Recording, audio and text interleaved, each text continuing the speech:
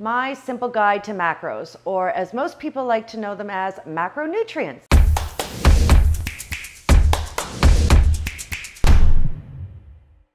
Hi, I'm Amanda, the body coach. I've been a fitness professional for 20 years, and I hope to bring you some extreme facts and knowledge to help you along your health and fitness journey. So let's dive into what macros are. And this is a really important concept when we are looking at eating healthy. And I want to teach you this in a very simplistic format. So simple that a fifth grader would understand it. So let's get right into it. Like I said before, macros meaning macronutrients. So macro means larger. So macronutrients is what our body needs to function properly in large amounts. And it's the nutrients that we take from these macronutrients, like I said, in order to function properly. So besides the nutrient aspect and allowing our bodies to function properly, let's talk about the energy. So energy from macronutrients are calories. So each macronutrient is broken down into an energy usage. So carbohydrates, 4 calories per gram. Proteins, 4 calories per gram. And fats, this is a big one, 9 calories per gram. Going to backstep a little bit. The 3 types of macronutrients are carbohydrates, proteins, and fats. But besides the energy our body needs from these macronutrients, each macronutrient plays a significant key role into ensuring that our bodies function properly. Let's dive into that a little bit deeper. So let's talk about carbohydrates. Carbohydrates are eventually broken down into glucose. This is the main energy source for your body. A lot of various organs need glucose in order to function properly.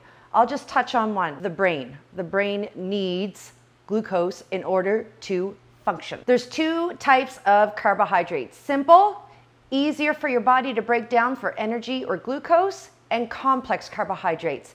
Takes a little bit more time for your body to break down for energy or glucose. Protein allows your body to grow, repair tissues, and protect our lean mass. Amino acids are the building blocks from our protein. Non-essential amino acids are actually not needed through your diet. Your body can actually make these all on its own.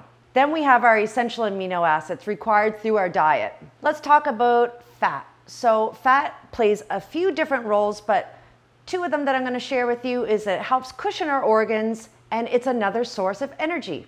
Fats get a really bad reputation in our diet because it is higher in calories, and there's good fats and bad fats. So it's really important to know what good fats we should be consuming, the percentage of fats we should be consuming, and how often we should be consuming good fats. So we've all heard this from fitness professionals before, registered dietitians, nutritionists, whoever you are seeking to get advice from.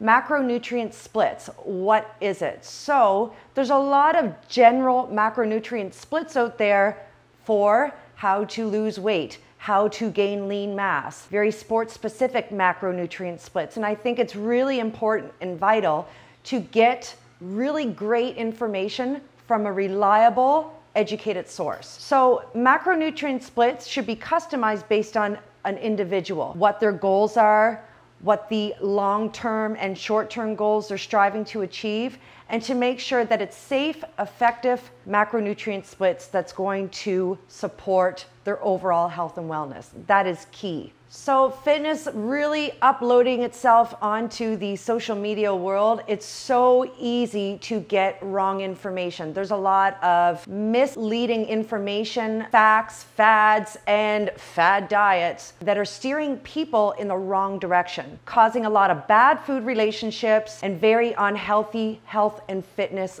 goals. So everyone has individual nutrition needs, and I think it's really important not to compare what's on your plate to others.